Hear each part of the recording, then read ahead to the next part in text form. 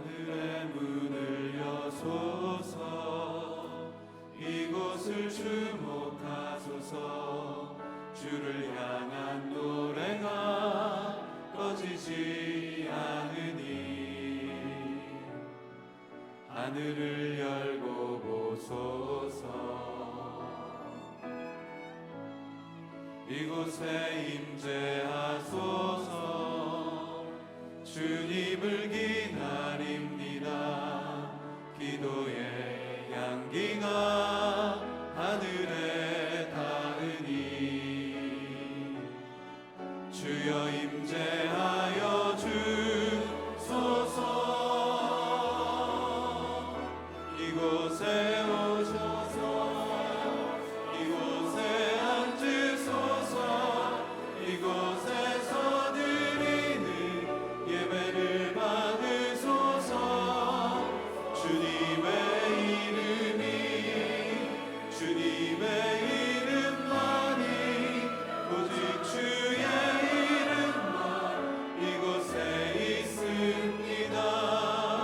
오직 주의 이름만 이곳에 있습니다.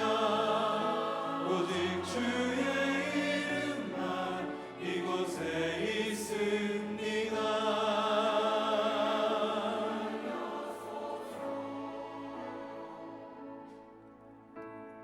내가 항상 여호와를 찬양하겠습니다. 내 입에서 그분을 찬양하는 것이 끊이지 않을 것입니다.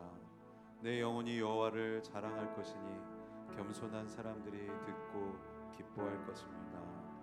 오 나와 함께 여호와께 영광을 돌립시다. 우리 함께 그분의 이름을 높입시다. 하나님, 우리가 항상 여호와의 이름을 찬양하겠습니다. 또한 주의 영광을 선포하겠습니다. 주님 이곳에 임재하여 주시옵소서. 성령으로 충만하게 역사하여 주시옵소서. 감사드리고 예수님 이름으로 기도드립니다. 네, 우리 박수로 하나님께 영광 돌리겠습니다.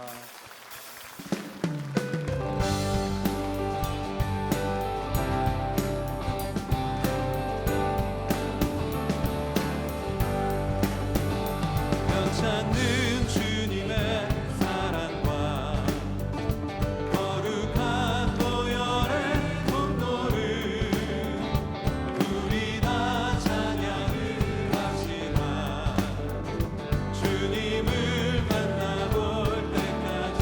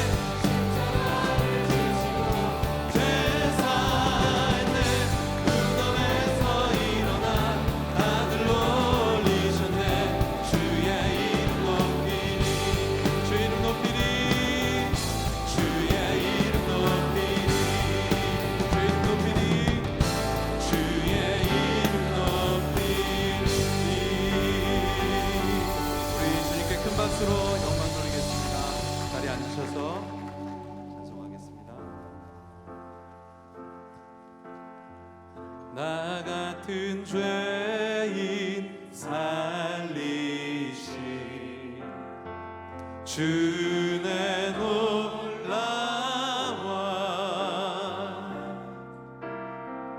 잃었던 생명 찾았고 광명을 얻었네. 큰 죄악에서 건지신 주의 고마워. 나 처음 믿은 그 시간, 나 처음 믿은 그 시간 귀하고 귀한. 자, 그 주님을 찬양합니다. 주 찬양, 주 찬양, 주 찬양. 내 마음 다해, 내 마음 다해. 주 찬양, 주 찬양. 내 생명 다해, 내 생명 다해. 이제껏 내가 산 것도, 이제껏 내가 산 것도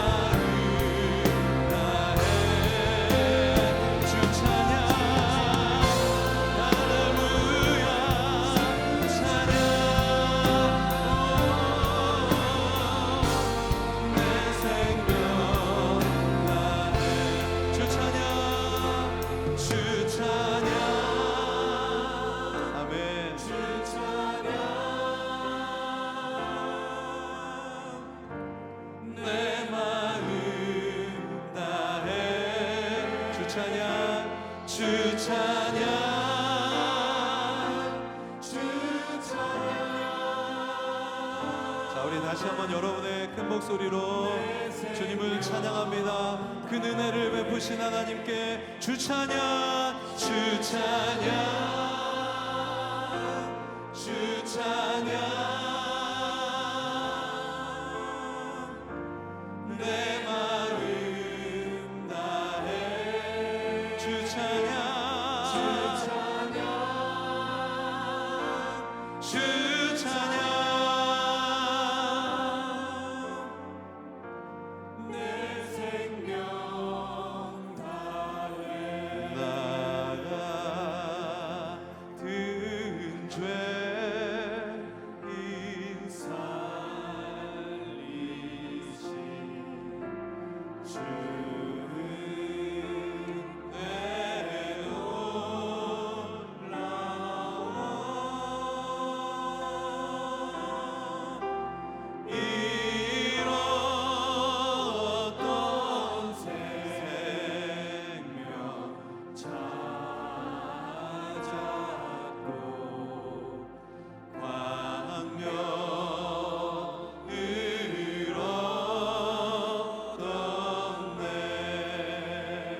이제껏 내가 산 것도 이제껏 내가 산 것도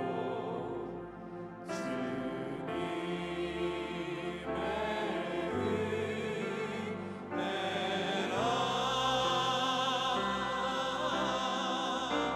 또 나를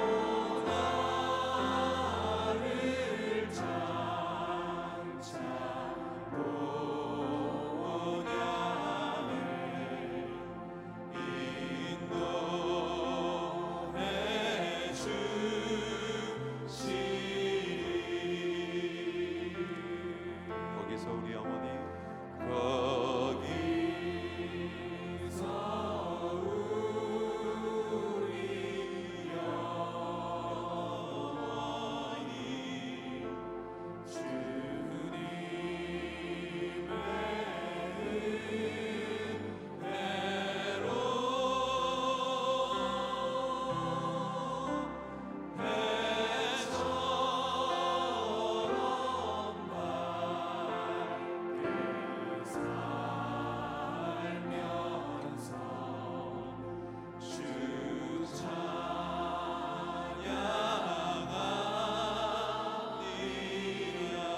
해처럼 밝게 살면서 주 찬양하리라.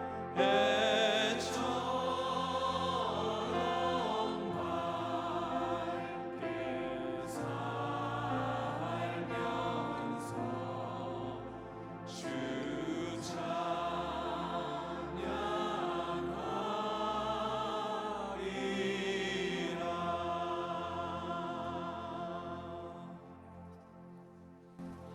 저희를 이름으로 아시고 사랑하시는 하나님 아버지, 이곳 몸된 교회에 주님의 이름을 두시고 온 마음으로 주님을 찾는 자들을 만나 주시오니 감사합니다. 주님, 바라옵기는 오늘 저희가 드리는 기도와 예배를 반겨주시고 받아 주시옵소서. 오늘 예배 가운데 주님을 배웠고 지난 한 주간 주님께서 주신 일의 보람과 휴식의 기쁨을 주님 안에서 누리길 원합니다. 주님의 섭리 가운데로 저희를 인도하시며 저희 삶의 아름다운 과정과 온전한 결과도 있게 하여 주심을 감사합니다. 때로는 고난도 있었지만 그 자리에 함께 하시며 넘어진 저희를 일으켜 주시고 도우셨던 주님의 손길을 믿음으로 알게 하시옵소서. 주님, 감사하며 구하옵기는 주님께서 세우신 모든 교회들을 붙들어 주시옵소서. 어둠이 세상을 덮어 인간성이 파괴되고 가정들이 무너져가는 타락한 이 세대를 복음으로 변화시키며 교회가 세상의 소망이 되게 하시옵소서. 몸된 교회가 주님께서 주신 나우 비전을 품고 온 성도들이 즐거움으로 액트웨이나인을 써가는 교회가 되게 하심을 감사합니다. 권혁빈 목사님 위에 하나님의 손이 언제나 함께 하시고 모든 교육자와 성도들도 붙들어 주시옵소서. 먼저 저희가 죄에서 돌이키고 저희 안에 주님의 마음과 시선이 회복되어 이웃을 돌아보며 신앙 고백과 함께 행함이 따르는 삶을 주님께 드리게 하시옵소서. 그리하여 얼굴과 얼굴로 주님을 배울 때 주님 앞에서 후회하지 않도록 믿으며 소망하며 사랑하며 살아가는 저희가 되게 하시옵소서. 주님, 저희 조국 대한민국에 주님의 은혜가 임하길 원합니다. 북쪽은 주님의 이름을 부를 수도 없고 흘릴 눈물마저 메말라 버렸으며 남쪽은 서로 마음이 나뉘어져 분노하고 정죄하며 스스로 하나님을 대신하고 있습니다. 약속의 언약 밖에 있었고 하나님도 없이 살았던 자들을 주님께서 어떻게 사랑하시고 은혜를 베푸셨는지 기억하며 다시 주님께 돌아와 서로를 용납하게 하시옵소서. 주님의 평화가 그곳에 임하게 하시옵소서. 또한 저희가 살아가는 이곳 미국도 그 악한 길에서 돌이켜 주님께 고침을 받는 은혜 입기를 원합니다. 모두 겸손히 은혜를 구하여 이전 주님의 영광이 이 나라 위에 다시 임하게 하시옵소서. 주님, 저희는 다음 달부터 페루, 니카라과, 과테말라, 한국, 일본으로 단기 선교를 예정하고 있습니다. 주님께 받은 사랑을 안고 앞에 가시는 주님을 저희가 따라갑니다. 주님의 일꾼들을 지켜주시고 준비하는 과정에서부터 현지에 이르러서도 아름다운 사역의 열매를 맺을 수 있도록 함께하여 주시옵소서. 또 사랑하시는 환우들에게도 믿음을 더하여 주시옵소서.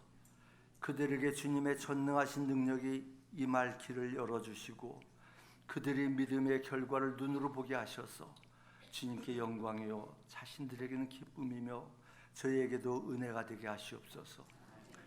이 시간 저희가 성찬을 하며 주님의 새 언약을 마음에 새기고 예수님의 죽으심과 부활에 동참합니다.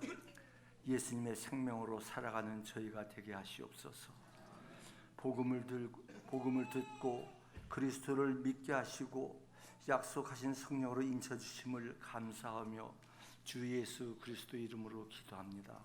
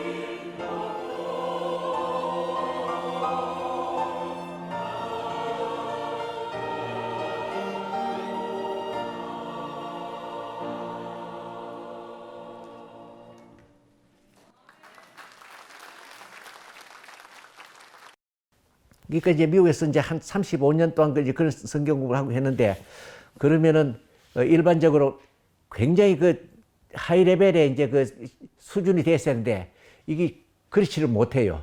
그렇지 못한데 굉장히 그 좀 내 생각에 그 딴 사람들 믿으면 참 저렇게 잘 믿으시는데 왜 나는 그렇게 될까 이런 의구심이 있었는데 그 생각의 바탕에 뭐냐 하면은 신앙생활을 윤리적으로 했다는 겁니다. 윤리적으로 이게 이 성경에 뭘 못 믿냐면은 예수님의 기적을 이걸 못 믿는다고 하면 딴 사람들 욕을 얻어먹으니까 안 되지만은 그거 마음속 한구석에 그래도 그럴 수 있을까 하는 그런 생각을 많이 하게 되거든요. 그러니까 성경을 공부를 했는데 일로 들어가 일로 나가고 마는데 그걸 한 30년 했는데 지나놓고 가만히 보니까 이거 이렇게 해가 안 되겠다 싶은 생각도 들고 나이가 드니까 이제 내가 평생을 신앙생활을 했는데 하늘나라에 가기는 가야 될 거 아닙니까? 근데 이거 이렇게 매달 신앙생활 하늘 못 가겠다는 생각이 딱 들어요. 그것이 언제 때 해결되냐면은 여기 와가지고 이 큐티를 하면서 근데 그거를 말끔히 청산했는데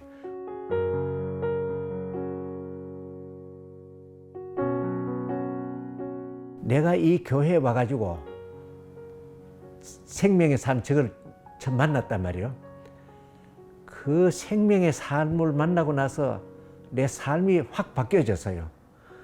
바뀌어졌는데 그 바뀌어진 그 첫째 조건 하나가 이유 하나가 뭐냐면은 그 성경 말씀 속에 작은 의문이 있었는데 그 의문을 그러니까 사람의 생각으로서 할 수 없는 것을 예수님이 하시는 건데 그러니까 그 차원이 하나 높은 건데 그거를 내가 받아들이지 않았거든요. 그걸 받아들이니까 예수님이니까 할 수 있고 그러니까 우리는 그 길로 가는 거고 그러니까 이제 그 신앙생활이 쉬워지고 또 굉장히 이제 확실해지고 한데 그래서 내가 권하고 싶은 것은 여러분들도 말이지 그거 한번 해보세요. 해보면 여러분들의 삶이 바뀌어지고 여러분들이 여태까지 신앙생활을 해왔던 그런 게 확 바뀌어지면서 좋아질 겁니다. 그걸 내가 우리 큐티 시간에 여러분 이야기해서 했지만은 다 공감하고 그랬습니다. 그 신앙생활을 함으로 해서 긍정적인 그 생활이 그 생각이 아주 몸에 배어 있다는 겁니다. 예를 들면은 똑같은 어려움이 왔는데 딴 사람들은 신앙생활 하지 않은 사람은 이 좌절을 하고 실망을 하는데 이 우리 신앙생활 함으로 해서 뭐뭐겠네 이게 주님께서 나에게 연단을 주시는구나. 그 연단에 언덕 넘에는 행복이 있는데 이제 그거를 이제 알게 된 거죠. 그래서 어려움이 와도 감사하고 감사하면 더욱 감사하고 뭐 그런 생활을 하게 되고요. 뭐 어느 거 하나 감사가 아닌 게 없습니다.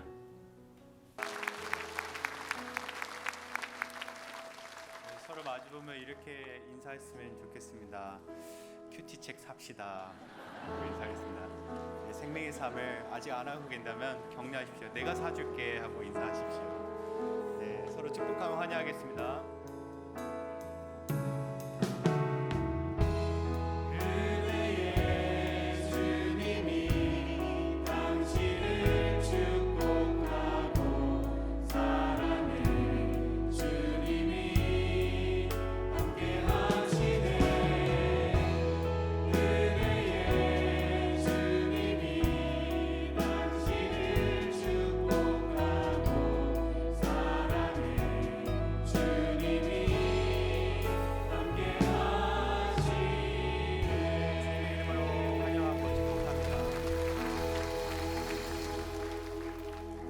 교회 소식 함께 보시겠습니다. 주보 뒷면을 보시면 2017년 BBS Galactic Star Bears가 계속해서 온라인으로 등록을 받고 있습니다. 또한 로비 앞에 접수 창구에서도 받고 있는데 특별히 1차 등록하신 부모님들께서는 자녀들에게 배급되는 티셔츠를 오늘 꼭 받아가시기를 바랍니다. 1대1 리프레시가 계속해서 접수받고 있습니다. 6월 11일 주일 2시에서 5시 109호에서 진행되는데 1대1 접수 창구에서 지금 접수증이 있으니 거기로 등록해 주시길 바라겠습니다. 차일드 케어 또한 저희가 진행합니다. 오늘 주시는 말씀 함께 보도록 하겠습니다. 창세기 42장 18절에서 22절 말씀.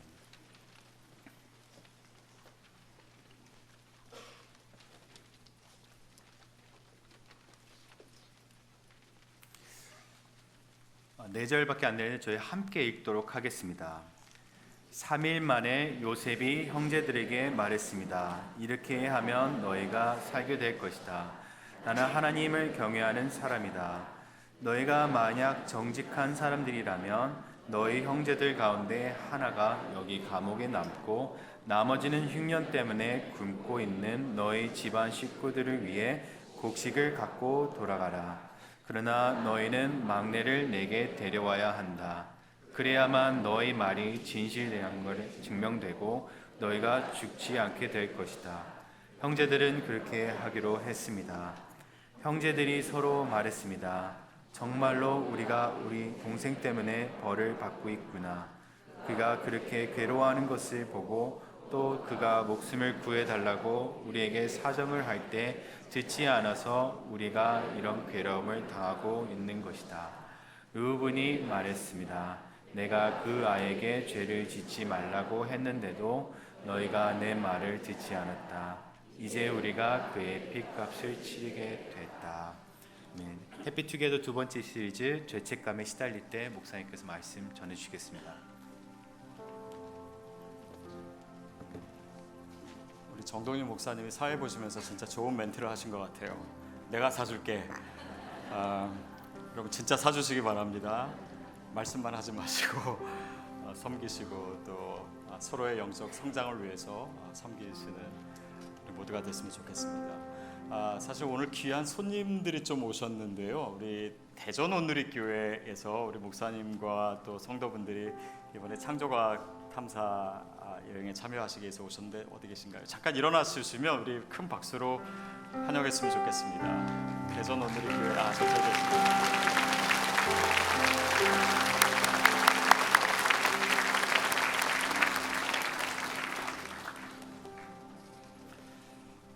몇 가지 전해드리는 말씀은 영화 서서평에 대해서 여러분이 많이 문의하셨는데 이제 상영을 합니다. 부에나파크에 있는 CGV에서 6월 22일부터 방영을 하는데 저희 교회는 저희 얼바인 온누리교회 성도님들을 위해서 따로 얼바인의 극장을 잡았어요. 그래서 이쪽 얼튼에 있는 웨스트파크 에드워즈 극장에서 6월 18일 날 주일입니다. 오후 5시 반 또 7시 반 이렇게 두 번 상영을 하는데 저희 성도님들이 보실 수 있습니다. 그래서 밖에서 표를 일반 극장보다 훨씬 싼 가격에 구입해 주시고 제가 1년에 사실 한두 번 저희 시니어 분들 샬롬 아카데미 분들과 영화도 보러 가고 그랬는데 금년에 못 가서 저에게서 이번에 시니어 분들을 섬기려고 합니다. 그래서 시니어 아카데미를 통해서 그 임원들을 통해서 티켓을 받으실 수 있고요. 그거 귀찮다 하시는 분은 뭐 그냥 사시면 됩니다. 이렇게 서점이 준비되어 있습니다. 그리고 또 한 가지는 저희 심영진 전도사님한테 부에나파크에 있는 CGV에서 연락이 왔어요. 그래서 거기에 야외 공연장이 있는데 거기서 좀 집회를 계속 할 수 있냐고. 그래서 이제 저에게 묻길래 이건 너무 좋은 일이라고 정말 세상 한복판에서 수많은 크리스찬 또 난 크리스찬이 있는 곳에서 이 오렌지 카운티 지역의 예배의 불씨를 지필 수 있는 좋은 기회가 아닌가 싶습니다. 그래서 6월 16일 금요일 날 첫 번째 집회를 하는데 우리 성도님들 많이 참여해 주셨으면 좋겠습니다. 그래서 정말 예배의 부흥이 우리 전도사님을 통해서 또 팀을 통해서 하나님께서 역사하시는 것을 우리가 같이 체험했으면 좋겠습니다. 또 한 가지 소식은 우리 허정수 집사님께서 신학 공부도 하시고 몇 주 전에 사실 목사 안수를 받으셨어요. 근데 금방 알리시지 마시라고 저한테 부탁하세요. 왜 그러냐 그랬더니 제가 목사한 줄 다된 걸 알면 사람들이 기절합니다. 근데 사실 집사님께서는 선교 사역에 대해서 오래전부터 비전을 갖고 헌신하기 위해서 준비해 오셨는데 이제 안수 받으시고 이번 주 수요일 날 한국으로 가셔서 한국에서 훈련을 받으신 다음에 이제 파송 받게 됩니다. 그래서 그때 파송 받으실 때는 또 모시고 파송식도 하겠지만 우리 이제는 목사님, 또 우리 허흥옥 권사님 같이 가시는데 우리 잠깐 일어서시면 우리 박수로 축복해 주시면 좋겠습니다.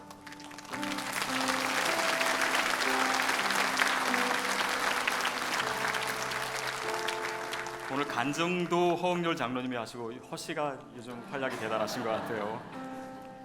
제가 한 가지 더 이달의 추천 도서입니다. 그 라비 제커라이어스가 지은 오직 예수라고 하는 책입니다.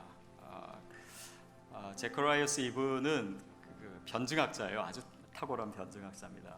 그래서 왜 우리가 다른 종교가 아닌 예수를 믿어야 되는지, 또 우리가 평소 지적으로 가지고 있는 많은 의문들에 대해서 아주 명쾌하게 답해주는 그런 좋은 글입니다. 여러분 신앙에 도움이 됐으면 좋겠습니다. 기도하고 말씀 나누겠습니다. 하나님 감사합니다. 주님의 헤아릴 수 없는 은혜와 또 주님의 축복이 우리 삶 가운데 계속되고 우리는 날마다 예배와 또 기쁨과 또 주님을 향한 사랑으로 반응하기를 원합니다. 특별히 이 시간 우리의 심령 가운데 임하셔서 말씀해 주시고 또 그 말씀에 반응하는 우리의 삶이 되게 해 주옵소서. 예수님의 이름으로 기도합니다. 아멘. 제가 예전에 러시아로 아우리치를 간 적이 있습니다. 그때 선교사님이 이렇게 같이 지내고 있는 여러 고려인들이 있었어요. 근데 그 중에 한 형제, 20대 형제인데 얼굴이 좀 어두웠습니다. 얘기를 들어보니까 이 형제가 잘못해서 형을 때렸는데 형이 죽게 된 거예요. 물론 의도적으로 그런 것은 아니었지만 굉장히 큰 그 인생의 충격을 받고 치유되는 과정에 있었습니다. 그 형제를 보면서는 제가 든 마음은 사실 너무 측은하고 안타까웠어요. 좀 지내보니까는 정말 다른 청년이랑 아무것도 다를 게 없고 또 오히려 더 순수한 면이 있는 그런 형제였는데 이 죄책감을 가지고 어떻게 살아갈 것인가를 생각하니까 안타까웠습니다. 여러분, 크던 작던 우리 모두에게 죄책감이 있습니다. 세상에 의로운 사람이 하나도 없듯이 죄책감이 없는 사람도 없습니다.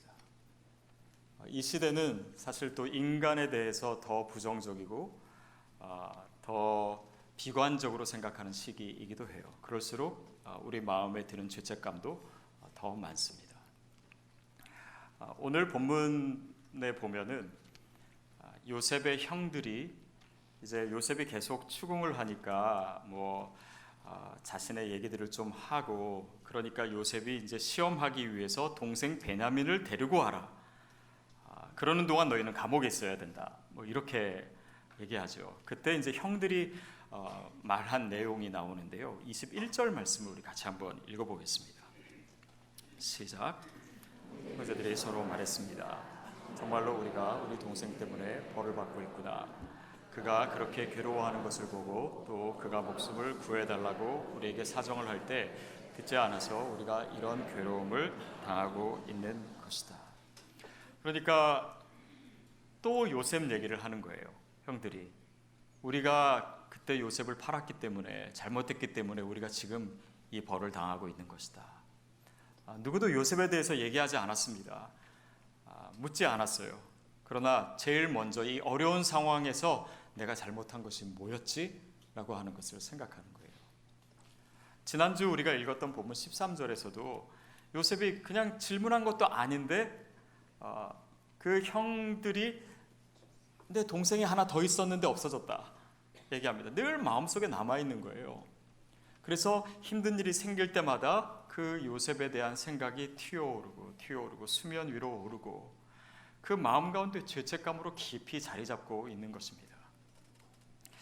죄책감이라고 하는 건 무엇입니까? 사전적인 의미, 문자적인 의미가 내가 지은 죄로 인해서 그 책임으로 인해서 느끼는 감정이죠. 죄책감입니다. 근데 생각해 보면 꼭 내 잘못으로 인해서만 죄책감이 생기는 건 아닌 것 같아요. 어떤 분 같은 경우는 막 강제로 임신을 하게 되고 그렇게 해서 또 강요해서 낙태를 하게 돼서 평생 죄책감을 가지고 살아가는 그런 분도 있고 그렇게 해서 버림받기도 하고 그러니까 그런 고난 때문에 내가 예기치 않고 내가 의도하지 않은 고난 때문에 생긴 죄책감도 있고 또 아주 극심한 도덕주의 어떤 그런 분위기 속에서 자라났기 때문에 갖게 되는 죄책감도 있고 또 부모님의 어떤 그런 억압 이런 것 때문에 사회적 편견 때문에 고난 때문에 생긴 그런 죄책감도 있을 수 있습니다. 물론 오늘 형들이 느끼는 죄책감은 자신들의 죄로 인해서 생긴 것입니다. 근데 그 형들의 이야기를 들으면서 그들이 가지고 있는 죄책감이 그렇게 나쁘지만은 않다라고 하는 생각을 해봅니다. 왜냐하면 지금 어려운 상황 때문에 감옥에 갇히고 이렇게 누명을 쓰는 상황 때문에 오히려 이 과거에 대해서 자신들이 정말 잘못했다라고 하는 것을 느끼고 있기 때문이에요. 그것이 아니라면 그냥 요셉이 벌을 받아도 싸지. 걔가 그렇게 우리 맨날 고자질하고 그렇게 행동을 조심스럽게 안 하고 그러니까 미운 털이 박히지. 이 정도로 해석했을 수도 있는 것인데 그들의 고난이 주는 의미가 있었던 것입니다. 여러분 우리는요 자신에 대해서는 좀 관대하고 그래서 스스로 그것이 내 잘못이 아니라고 생각하는 경향들이 좀 있습니다. 우리가 남에게 준 피해 그런 것들은 잘 기억 못하고 내가 받은 상처, 내가 받은 피해 이런 건 잘 기억해요. 내가 돈 빌려준 거 그거는 다 기억합니다. 근데 갚아야 될 거는 자꾸 잊어버린 사람이 있어요. 다른 사람에게는 정의를 대입하고 나에게는 은혜를 적용하고 그것이 사람이에요. 그런데 우리에게 생기는 죄책감이다라고 하는 것은 어떻게 보면은 우리가 변화되고 우리가 성장하는데 계기가 될 수도 있습니다. 또 내가 더 나쁜 죄를 저지르지 않게 하는 어떤 안전 장치가 될 수도 있습니다. 또 자신을 돌아보고 또 자신을 객관적으로 볼 수 있는 어떤 좀 더 성숙한 생각이기도 한 것 같아요. 그런 의미에서 이 죄책감은요 은혜와 맞닿아 있습니다. 죄책감을 없애기 위해서는요 죄책감을 가지고 있어야 돼요. 하나님께서는 우리의 죄책감을 다루시기 위해서 때때로 우리 안에 있는 죄책감을 다시 불러일으키기도 하십니다. 또 죄에 대한 고백은요 죄에 대한 죄책감 없이 생기지 않습니다. 몇 주 전에 이제 주일날인데 이제 예배 2부 예배인가 3부 예배 이제 들어가려고 하는데 어느 성도님이 저를 붙들고 목사님, 제가 젊었을 때 지은 죄가 있어서 그것 때문에 참 괴로운데 그걸 어떻게 해결하는지 좀 알고 싶습니다. 근데 제가 이제 빨리 들어가야 되니까 시간이 없어가지고 말씀 못 드리고 제가 몇 주 후에 어쩌면 죄책감에 대해서 설교할 수 있습니다. 그랬어요. 그분이 여기 계신지 모르겠는데 그분에게 아니면 저에게는 찾아오지 않았지만 우리가 다 가지고 있는 죄책감 때문에 괴로워하는 분이 있다면 우리가 이 안에서 하나님의 음성을 들을 수 있게 되기를 바랍니다. 그것이 은혜와 맞닿아 있기 때문이에요. 그런데 그런 긍정적으로 생각할 수 있는 죄책감의 부분이 있는가 하면 사실 죄책감은 그 자체로 우리에게 더 많은 상처와 고통과 어려움을 주기도 합니다. 부정적인 의미가 있어요. 일단 죄책감이 있으면요 그걸 끊임없이 생각해요. 그리고 그것을 다른 상황, 다른 사람, 다른 사람의 말, 내가 겪는 이 모든 것과 다 연결시켜서 생각하기 때문에 이 생각 중독에 빠집니다. 그 생각에서 헤어나질 못해요. 그러는 가운데 늘 불안하고 자신에 대해서 확신이 없고 부정적인 감정을 갖고 자신을 폄하하고 자신을 학대하는 사람들도 있습니다. 그 죄책감 때문에 생기는 가장 큰 피해 중에 하나는요, 친밀한 관계를 갖기가 어려워요. 내 자신에 대해서 확신이 없기 때문에 드러내지를 잘 못하는 거예요. 정말 솔직하게 친밀한 관계를 갖지 못하고 자꾸 숨으려고 하고 자신 없어하고 불안해하고, 그러다 보니까는 우리가 누려야 될 그런 기쁨과 관계의 축복을 누리지 못할 때도 많습니다. 더욱이 중요한 것은 우리가 하나님과 관계를 맺는 데 있어서 이 죄책감이 장애물이 돼요. 그러니까 주님 앞에 정말 있는 모습 그대로, 내 죄 있는 모습 그대로, 부족한 모습 그대로, 벌거벗은 모습 그대로 주님 앞에 나가야 되는데 그러지 못하는 거예요. 그러니까 하나님과 친밀해지지 않는 것입니다. 신앙생활을 하기는 하지만은 늘 그래서 불안하고, 늘 그래서 정말 하나님의 은혜에 대해서 의심이 생기고 자유하지도 못하고 평안을 누리지 못하는 그 한가운데는 어쩌면 우리의 죄책감이 있을 수 있습니다. 또 그런 사람 중에서는 그것을 억누르기 위해서 술이나 마약에 빠지고 중독에 빠지고, 스스로는 그것을 인정하지 않기 위해서 억누르고, 이 죄책의 어떤 실체에 대해서 부인하고 억누르고, 그러는 가운데 변명하고 또 비난하고 분노하고 각종 방어 기제를 사용합니다. 또 그것 중에 하나가 뭐냐면 책임전가예요. 책임전가. 오늘 본문에 보면 르우벤의 말 속에서 그런 것이 나타납니다. 우리 22절 말씀 같이 읽겠습니다. 시작. 말했습니다. 내가 그 아이에게 죄를 짓지 말라고 했는데도 너희가 내 말을 듣지 않았다. 이제 우리가 그의 핏값을 치르게 됐다. 르우벤이 나서가지고 거 봐라, 내가 너희한테 요셉을 해치지 말라고 했지 않냐. 그렇게 해서 다른 형제들을 비난하고 있어요. 물론 그가 그런 얘기를 한 것은 맞습니다. 그러나 정말 르우벤에게 책임이 없을까요? 그는 맏형이었습니다. 그러나 그 상황 통제하지 못했어요.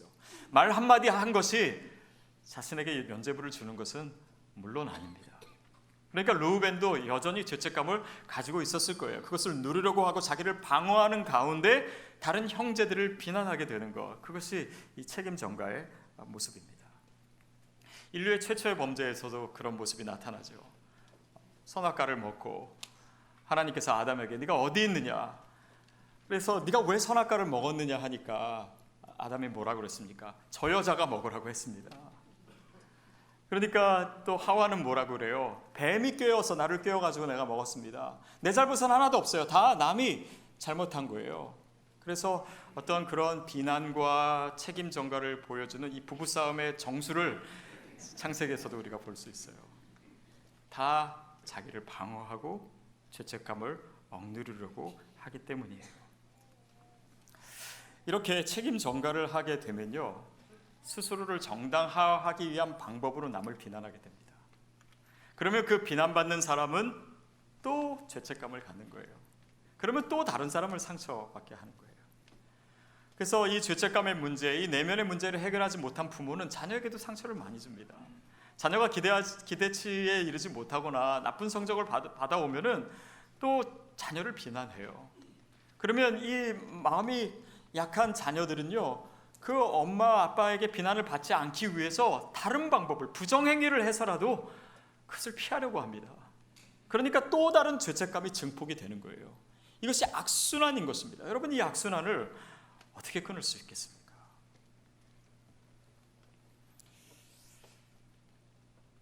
죄책감을 해결하는 데 있어서 이 최대의 장애물은 무엇이냐면요, 나 자신입니다. 나의 죄를, 그 죄책감을 대면하지 못하는 나 자신이에요. 그러니까 늘 다른 사람을 비난하게 될 수밖에 없는 것은 내가 그 책임을 감당할 만한 그런 내적인 힘이 없기 때문입니다. 그러니까 이 첫 번째 장애는 뭐냐면, 그래, 문제는 바로 나야 라고 하는 것을 인정하는 거예요. 너나 잘해 라고 하는 하나님의 음성을 듣는 것입니다. 그래, 내가 죄가 있지, 내가 이 죄를 인정하는 것, 내가 가지고 있는 이 죄의 실체를 이 영적인 눈으로 직시하는 것, 이것이 필요합니다. 요즘 저희 집 아이들이 가지고 노는 그 셀폰의 어플 중에 뭐가 있냐면 무슨 다른 사람의 사진에 자기의 그 이목구비, 뭐 눈, 코, 입 이 모양을 이제 집어넣어서 이제 보는 거예요. 그래서 뭐 남자 배우에다 넣어봤다가 여자 배우에 넣어봤다가 막 이렇게 해가지고 뭐 낄낄대고 웃더라고요. 근데 한 번은 이제 저한테 이제 보여주는데 저희 아들 그 얼굴을 그 유명한 배우들 얼굴에 막 넣었는데 뭐 남자에게 넣어서도 그렇고 여자에게 넣을 때도 그렇고 정말 다 못생겨지더라고요. 그래서 제가 웃으면서 야, 어떻게 네 얼굴만 넣으면 이렇게 다 못생겨지냐. 그랬더니 저희 막내 딸이 옆에서 듣다가 그거 제가 한 건데 그거 오빠 얼굴이 아니라 아빠 얼굴이에요. 제가 깜짝 놀랐어요. 보니까 제 얼굴이 맞더라고요. 여러분, 자신의 실체를 보는 것이 참 중요합니다. 안 그러면은 남을 비난해요. 제 아들이 못생겼다고 해도 그게 누구 탓이겠습니까? 엄마 탓. 여러분, 자신의 실체를 보고 자신의 약함을 알고 자신의 죄를 인정하고 내가 잘못했습니다. 이게 뭐예요? 이게 회개예요. 치유는 바로 거기서부터 시작되는 것입니다. 죄책감의 문제를 다룸에 있어서 하나님께서 제일 먼저 우리에게 요구하시는 것이 바로 우리의 죄를 우리 스스로 인정하는 것이에요. 그것이 회개입니다. 워터게이트 사건 때 닉슨 대통령이 신문을 받으면서 자기의 죄를 끝까지 인정하지 않으려고 했습니다. 판단 착오다, 실수다 이런 얘기는 했지만 내가 잘못했다라고 얘기하지 않더라고요. 그래서 그것에 대해서 아직도 비난을 받죠. 클린턴 대통령은 조금 그거보다는 나은 케이스인데 처음에는 극구 부인하다가 계속 증거들이 나오니까 어쩔 수 없이 자기의 죄를 인정하게 된 케이스지요. 그러나 하나님의 사람이 우리의 죄를 직면할 때의 태도는 그런 것이 아닙니다. 여러분, 다윗을 보십시오. 밧세바를 범하고 선지자가 찾아왔을 때 내가 잘못했습니다. 내가 범죄했습니다. 내가 하나님 앞에서 죄를 지었습니다.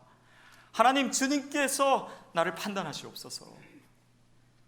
주님 앞에 엎드리고 눈물을 흘리면서 회개하고 그리고 그것을 자기의 그 수치를 문서화하고 문서로 남기고 심지어는 노래로 만들어서 그것을 주님 앞에 고백하고 이런 모습이 다윗이 다시 일어설 수 있었던, 치유될 수 있었던 중요한 이유라고 하는 것이죠. 이 생각을 하면서 제가 예전에 학교에서 가르쳤던 두 명의 학생이 생각났습니다. 둘 다 이제 페이퍼를 쓰는데 각주를 안 달고 뭐 일부러 그랬는지 잘 모르겠지만은 하여튼 표절이에요, 일종의. 그래서 이제 제가 불렀어요. 근데 한 학생은 막 핑계를 대더라고요. 제가 바빠서 그렇고 뭐 아파서 그랬고 심지어는 자기 선배가 있는데 선배가 그렇게 하라고 해서 했다고. 그러니까 그게 저한테는 잘 이해가 안 됐습니다. 근데 또 한 학생은 저한테 오자마자 정말 눈물을 흘리면서 잘못했다 그러더라고요. 교수님이 애써 가르쳐 주셨는데 이렇게 부족한 모습 보여서 너무 죄송합니다. 어떤 처벌이라도 받겠습니다. 막 너무 그렇게 나오니까 잘못은 그 학생이 했는데 제가 미안해지더라고요. 근데 그 이후에 나타난 현상은요, 더 차이가 났습니다. 그렇게 핑계를 대고 또 그런 학생은요, 그 이후로 저를 피해 다녔어요. 졸업할 때까지 이 관계가 어렵더라고요.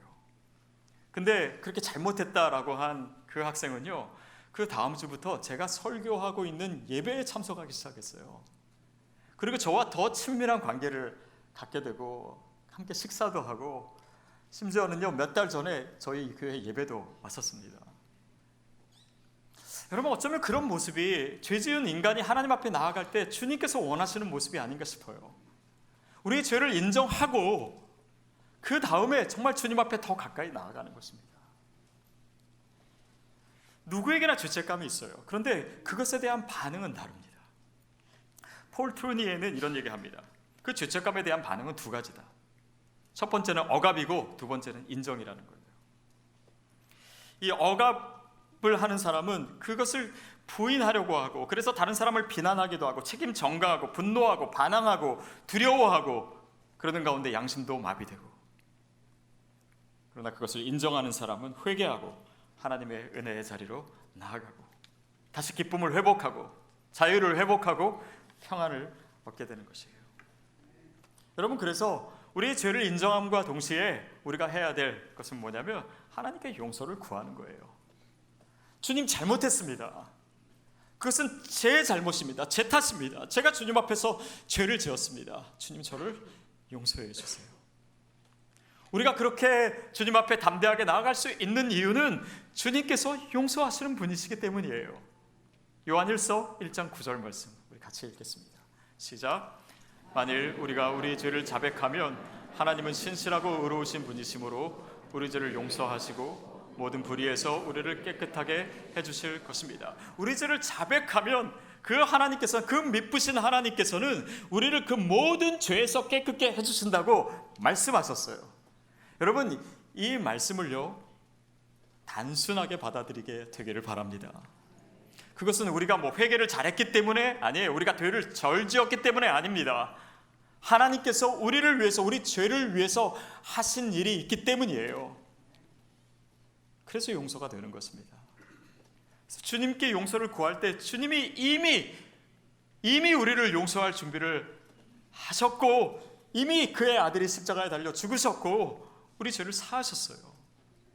우리가 그럴 때 그 용서에 대해서 확신할 때 다른 사람에 대해서도 담대하게 대할 수 있는 것입니다. 나에게 주어지는 죄가에 대해서 담대하게 받아들일 수 있는 내적인 힘이 생기는 거예요.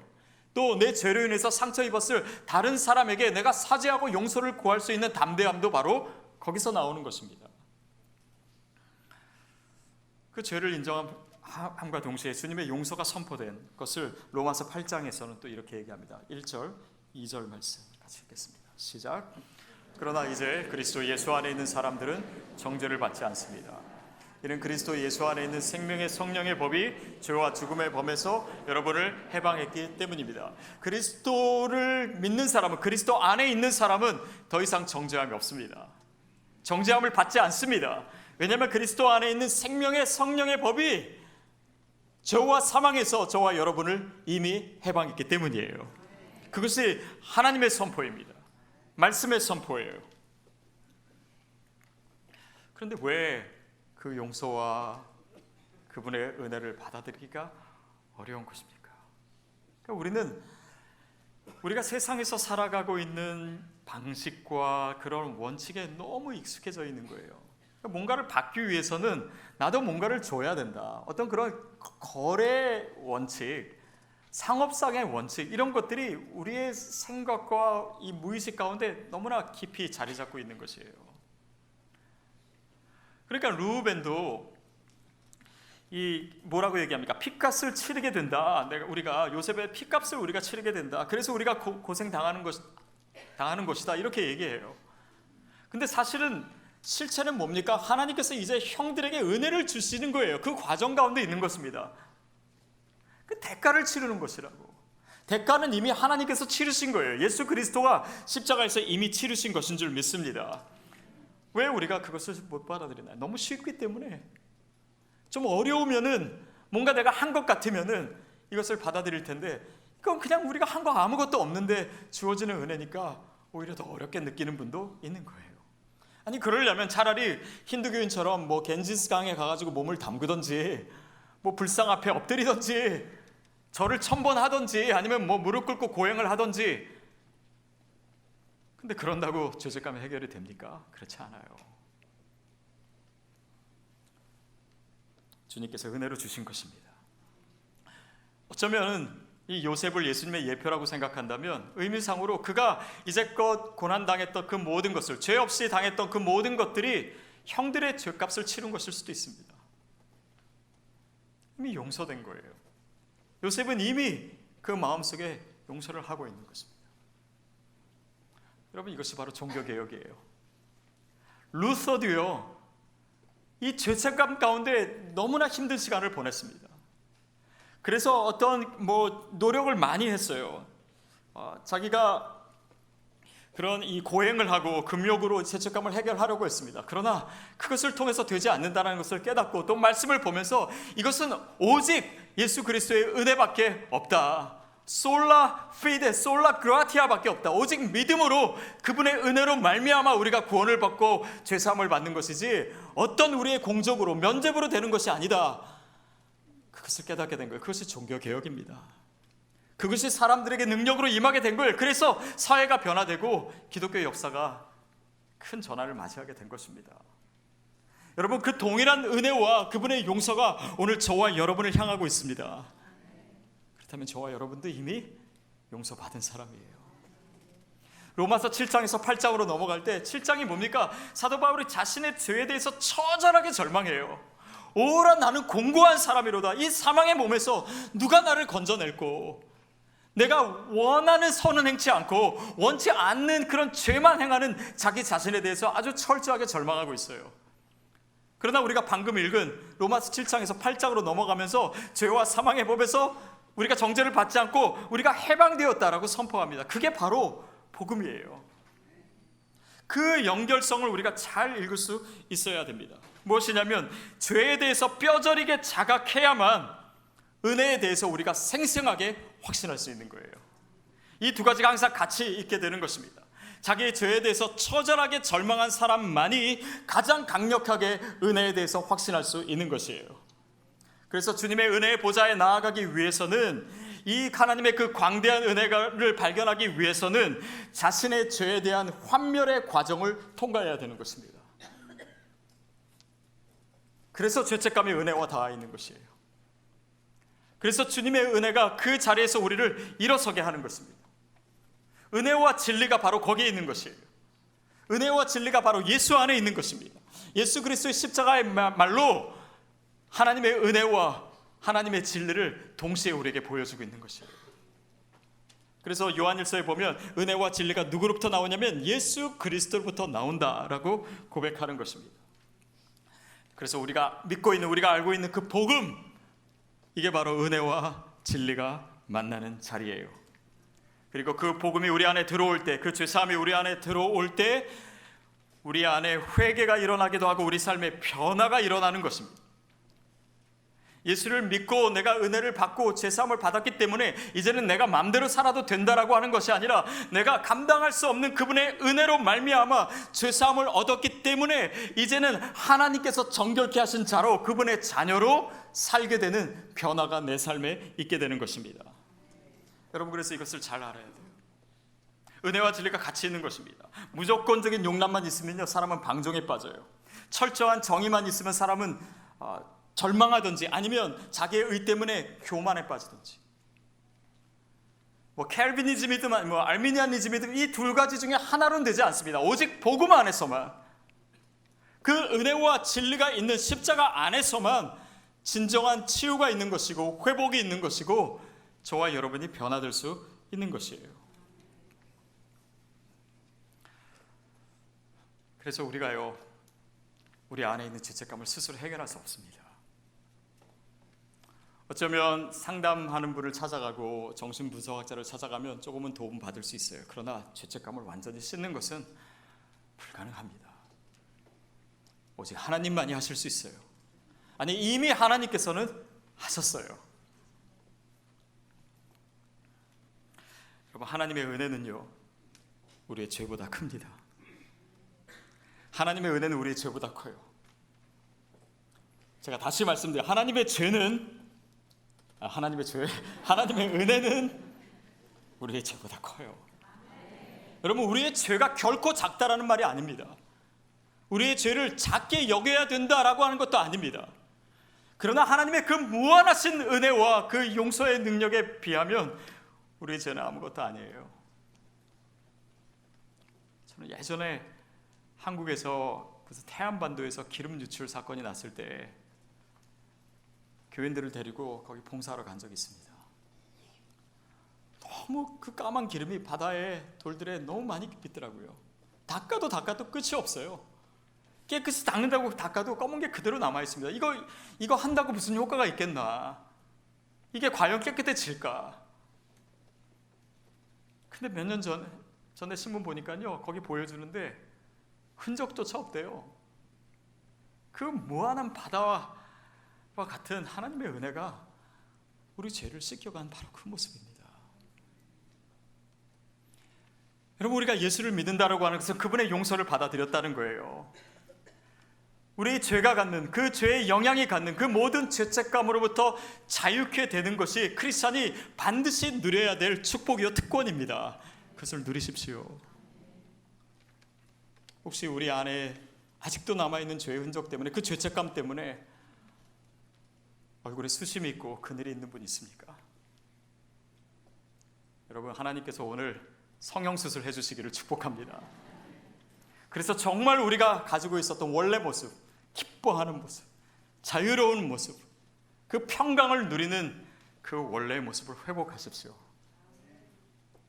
그리고 또한 다른 사람의 죄책감을 덜어주기 위해서 우리가 용서할 수 있는 그런 복음의 통로가 되는 그런 삶을 사십시오. 그럴 때 우리 안에 있었던 그 죄책감의 악순환이 용서와 화해와 기쁨의 선순환으로 바뀌게 될 줄로 믿습니다. 그 순환의 한가운데서 주님을 찬양하시는 저와 여러분이 되기를 축복합니다. 기도하겠습니다.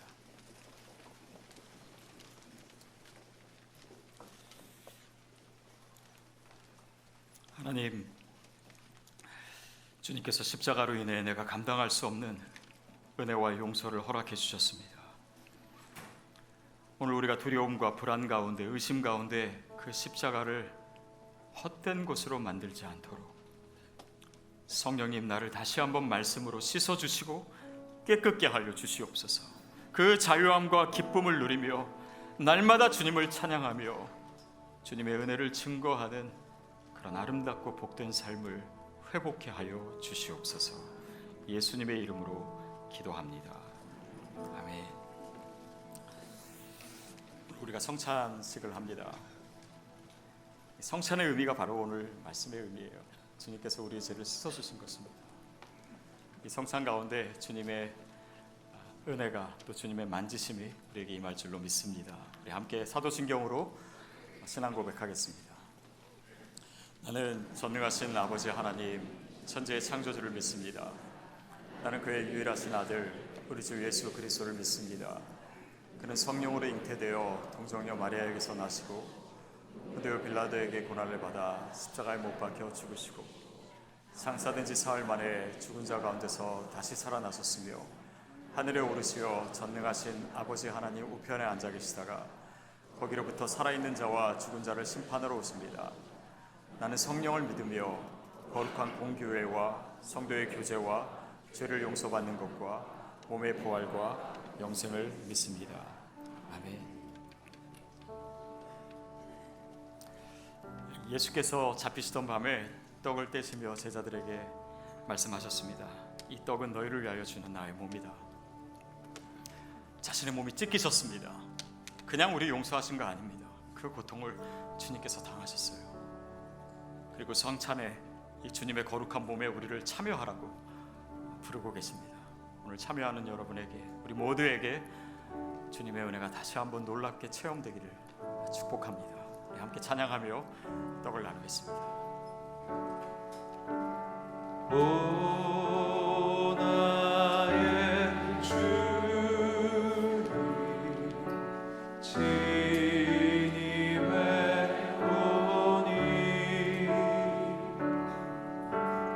영원한 세계 밝히 나타나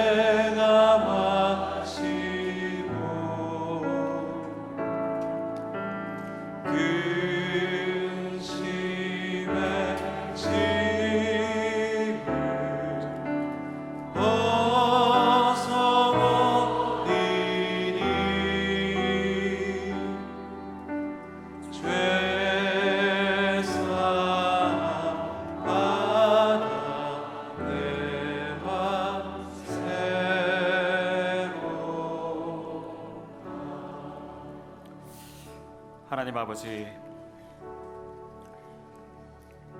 우리가 늘 연약함 가운데 죄를 짓고 그 죄가 주는 불안함과 그 근심과 그 염려와 그 죄책감 가운데 살고 있었습니다. 그러나 주님, 나를 위해서 십자가에 달려 죽으시고 나를 용서하심으로 이 모든 근심의 짐, 불안의 짐을 벗어 던지게 하시니 감사합니다. 하나님, 이제 그 용서받은 자로 살게 하여 주시옵소서. 긍휼 하심을 입은 자로 살게 하여 주시옵소서. 주님이 바로 나를 위해서, 내 죄를 위해서 십자가에 달려 죽으신 것이 내 삶의 실체가 되고, 오늘 이 거룩한 주님의 몸에 참여할 때 그 모든 죄가 씻김을 깨닫고 알고 누리게 하여 주시옵소서. 예수님의 이름으로 기도합니다. 아멘. 벽을 쪼개서 함께 참여하겠습니다.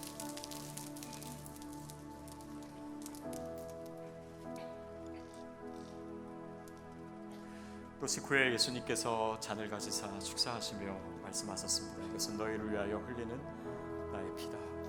주님께서 피 흘려 주심으로 죄로 인해 죽었던 저와 여러분이 살게 되었습니다. 그분의 생명이 내 안에 들어오게 되었습니다.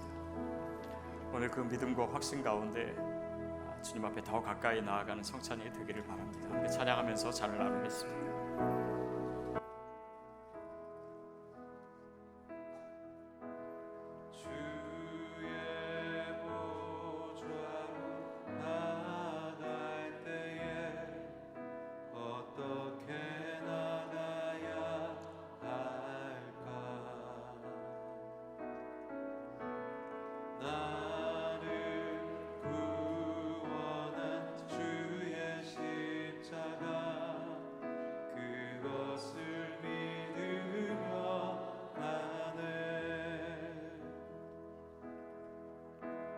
주의 보좌로 나갈 때에 나 여전히 부족하나.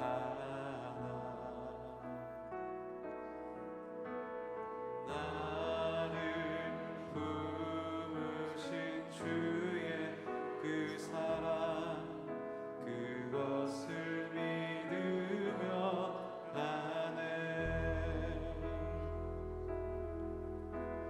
자격 없는 내 힘이 아니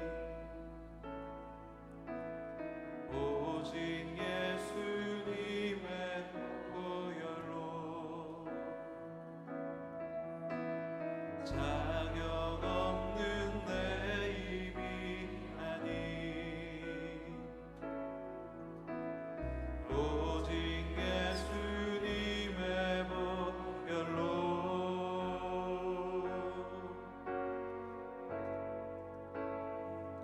십자가의 보혈 완전하신 사랑 힘입어 나갑니다.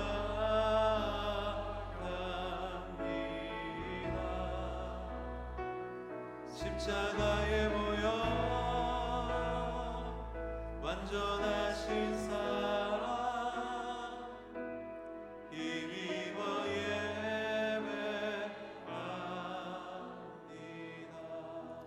여러분, 이 시간 우리 같이 기도했으면 좋겠습니다.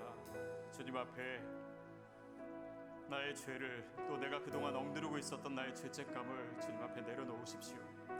그리고 주님께 용서를 구하십시오. 그 은혜의 주님을 만나십시오. 성령님, 이 시간 나에게 임하시고 내 안에 참된 자유함을 허락하여 주시옵소서. 내 힘으로 할 수 없지만 주님께서 하실 수 있사오니 주님, 내 심령 가운데 주님의 은혜와 주님의 평안과 주님의 자유를 부어 주시옵소서. 함께 동성으로 기도하겠습니다.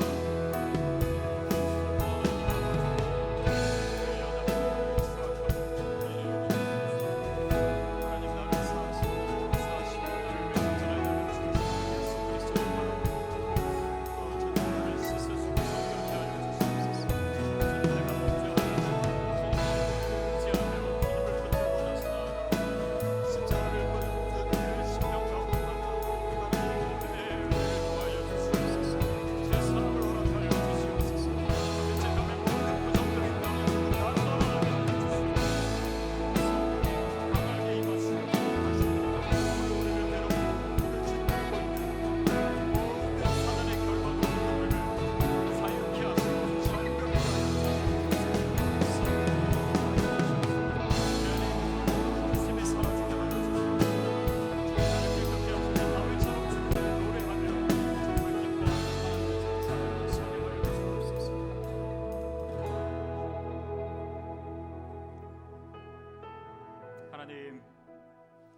저는 죄인입니다. 주님의 은혜가 아니었거늘 이 죄에서 헤어날 길도, 이 죄책감의 악순환 속에서 나올 길도 찾지 못하는 그런 죄인입니다.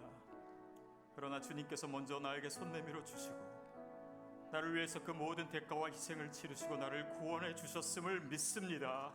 하나님, 그 믿음, 그 십자가의 능력을 의지하여서 담대하게 주님 앞으로 나아갑니다. 우리에게 참된 자유가 임하게 하여 주시옵시고, 다윗처럼 죄를 고백하지만 또한 다윗처럼 춤추며 기뻐하며 자유한 주님의 자녀로 서게 하여 주시옵소서. 예수님의 이름으로 기도하옵나이다. 아멘. 함께 잔에 참여하겠습니다. 다 같이 일어서서 봉헌 찬양하겠습니다.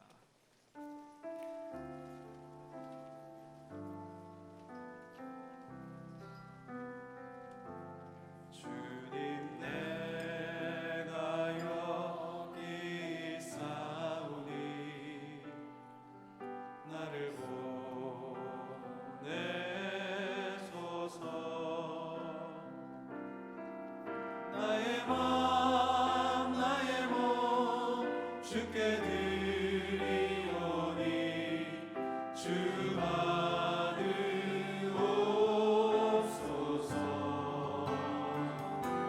주님 내가 여기 있사오니 나를 써주소서.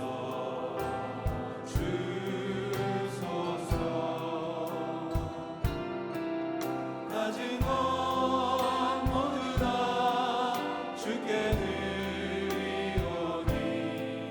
주 받으옵소서.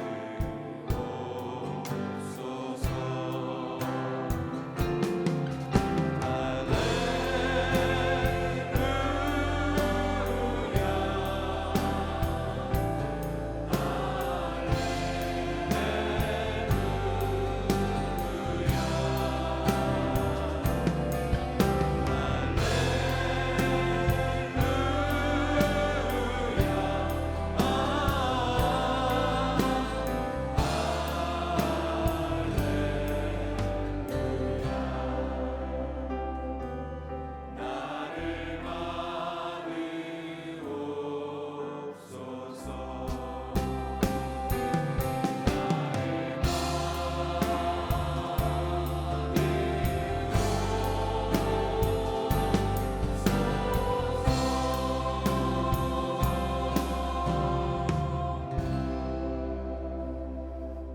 하나님 아버지, 우리 모두가 주님의 십자가 앞에 서 있습니다. 우리 내면의 세계 속에서 갈등해오던 그 모든 죄책감을 이미 십자가에서 우리의 죄를 사하여 주신 하나님의 은혜를 바라보며 내려놓습니다. 또한 인정합니다. 저의 잘못인 것을.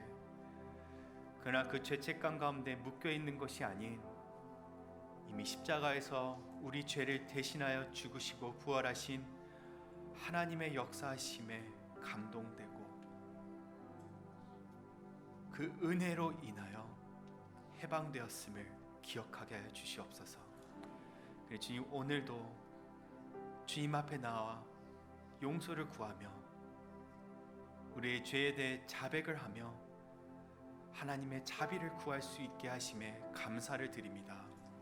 그래 주님, 오늘 예배를 통하여 심령 가운데 있던 그 큰 짐이 내려지게 됨에 감사를 드립니다. 하나님 아버지, 또한 주님 앞에서 드려지는 이 귀한 예물 주님께서 기억하여 주시옵소서. 아직도 죄책감에 힘들어하며 하나님을 알지 못하는 가운데 힘들어하는 그 귀한 영혼들을 위해 사용하여 주시옵소서. 이 모든 기도 예수 그리스도 이름으로 기도하오며, 지금은 우리 주 예수 그리스도의 은혜와 하나님 아버지의 극진하신 사랑하심과 성령님의 교통하심이 주님의 말씀 앞에 머리 숙여 반응하고 새로운 각오를 하고 또한 용서를 구하는 모든 성도분들 머리 위에, 또한 그들의 삶의 터전과 그가 속한 가족과 공동체와 교회와 사회 위에 지금부터 영원토록 함께 하시기를 간절히 축원하옵나이다. 아멘.